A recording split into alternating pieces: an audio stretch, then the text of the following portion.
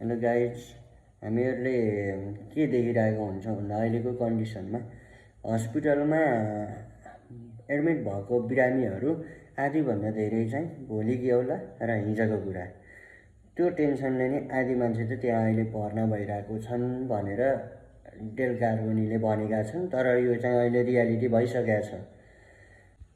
अनि के भनेको छ भन्दाखेरि हाम्रो कामहरू हामीले चाहिँ एउटा त्यो रेटको घडी हुन्छ नि, त्योसँग कम्पेयर गऱ्यौँ भने चाहिँ जस्तो त्यसमा चाहिँ एकचोटिमा एउटा करोड मात्रै झर्छ नि त।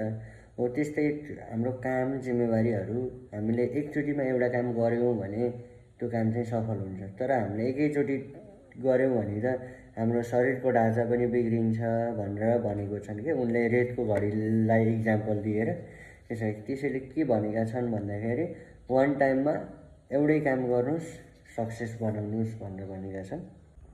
कालिदासले पनि भनेको थियो नि त, तिमीले आजलाई राम्रो गर्यौ भने तिम्रो भोलि अटोमेटिक राम्रो हुन्छ। अनि तिमीले त्यो भोलि राम्रो गर्यौ भने भोलि आज राम्रो गर्यौ भने तिम्रो विगत पनि राम्रो हुँदै जान्छ, भोलि पनि राम्रो हुँदै जान्छ। त्यही भएर तिमीले कहिले पनि पछाडिको र अगाडिको चाहिँ नसोच भन्नाले पास्टको र फ्युचरको कुराहरू नसोच, वर्तमानमा मात्रै जियौ भने चाहिँ तिमी ह्याप्पी हुने एउटा उपाय हो भनेर भनेका छन्।